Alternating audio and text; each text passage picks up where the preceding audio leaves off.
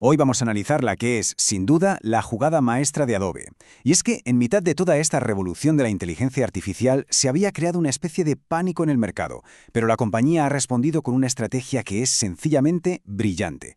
Ha conseguido transformar lo que parecía una amenaza en su mayor motor de crecimiento.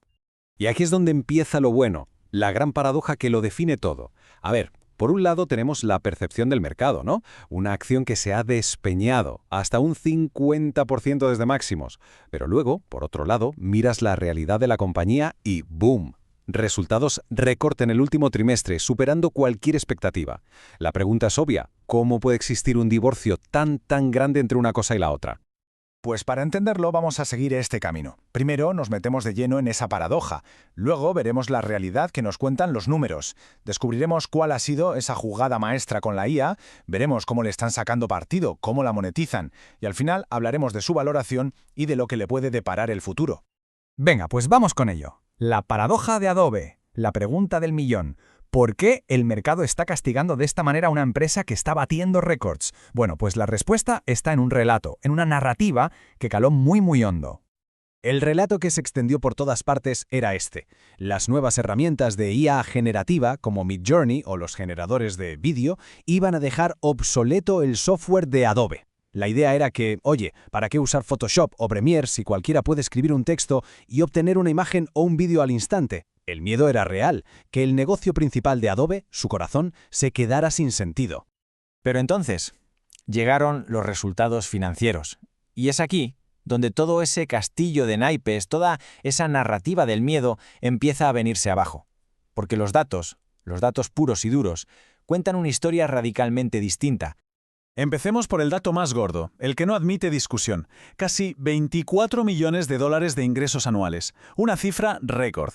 Y ojo, que esto es un crecimiento del 11% de un año para otro. A ver, pensemos con lógica. Si una empresa estuviera de verdad contra las cuerdas, amenazada de muerte por la competencia, ¿vería este tipo de crecimiento? Pues va a ser que no, rotundamente no. Y no es solo que vendan más, es que Adobe ha generado más de 10.000 millones de dólares en flujo de caja, o sea, es una auténtica máquina de hacer dinero. Y eso, claro, le permite invertir cantidades masivas en su propia innovación en IA. Vamos, sin despeinarse. Y ahora, atención a este dato porque es el que desmonta el mito por completo. Resulta que la IA no solo no es una amenaza, sino que ya es un motor de negocio. Más de un tercio de sus ingresos recurrentes ya vienen influenciados directamente por la inteligencia artificial. La IA está haciendo que la gente actualice sus suscripciones. Y por si todo esto fuera poco, la propia directiva está lanzando un mensaje de confianza que es imposible de ignorar. Su director financiero, Dan Durn, lo dijo bien claro. Hemos reducido nuestras acciones en circulación en más de un 6% este año. ¿Y esto qué significa en cristiano? Pues que han cogido 12.000 millones de dólares y los han usado para recomprar sus propias acciones. Es la señal más clara de que ellos mismos creen que su empresa vale mucho más de lo que dice el mercado. Lo que nos lleva, ahora sí, al corazón de todo esto, a su jugada maestra. Porque en lugar de pelearse con la IA, han decidido abrazarla por completo y convertirla en su principal acelerador de crecimiento. Su estrategia se puede resumir en un concepto, la interfaz universal. La idea es de verdad brillante.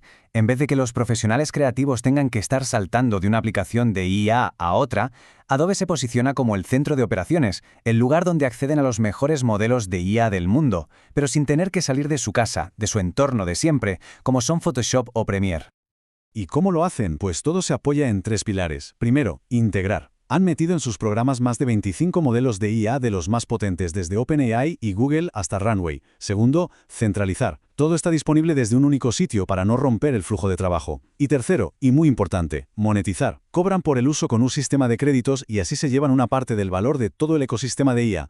Pero la jugada va más allá. También están usando una especie de caballo de Troya. Están metiendo sus herramientas de edición directamente dentro de otras plataformas, como ChatGPT. El objetivo, captar nuevos usuarios allí donde estén y poco a poco llevárselos a su terreno, a sus planes de pago, para las tareas más profesionales. Muy listo.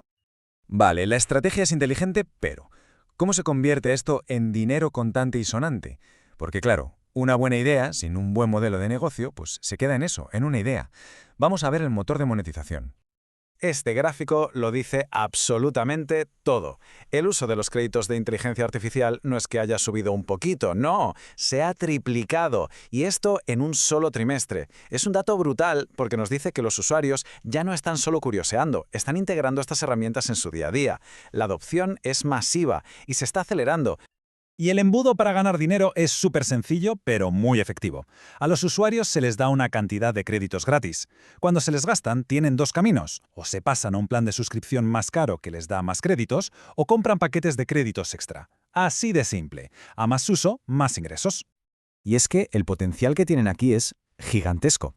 Solo entre Acrobat y Express, Adobe tiene una base de 750 millones de usuarios activos al mes. Esto es una cantera enorme, un caledero inmenso de clientes a los que pueden ir convirtiendo en usuarios de pago de sus servicios de IA. Y todo esto nos lleva a la última parte del análisis. Con esta estrategia funcionando y estos números sobre la mesa, la pregunta es, ¿cuánto vale realmente Adobe y qué podemos esperar a partir de ahora?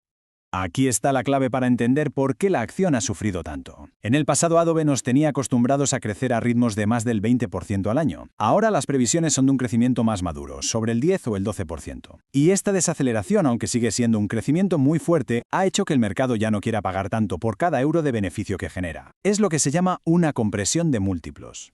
Si nos fiamos de las propias previsiones de la compañía, podemos dibujar dos escenarios. Si el mercado las sigue valorando como hasta ahora, a unas 22 veces sus beneficios, el precio objetivo podría estar sobre los $396. Eso es un potencial de subida del 15%. Pero si el mercado empieza a reconocer el éxito de esta estrategia de IA y se vuelve más optimista, dándole un múltiplo de 25, el precio podría irse a los $450, con un potencial de casi el 30%. Y con esto llegamos a la gran pregunta final, la que de verdad resume todo lo que hemos visto. ¿Qué pasa con el mercado? ¿Está obsesionado con los retos del pasado? ¿Con esa pequeña desaceleración en el crecimiento? ¿O es que simplemente no ha sido capaz de ver la jugada completa? ¿No ha reconocido que Adobe se está convirtiendo en el epicentro, en el hub central de toda la creatividad con inteligencia artificial? La respuesta a esa pregunta, desde luego, es la que va a marcar el futuro de la compañía en los próximos años.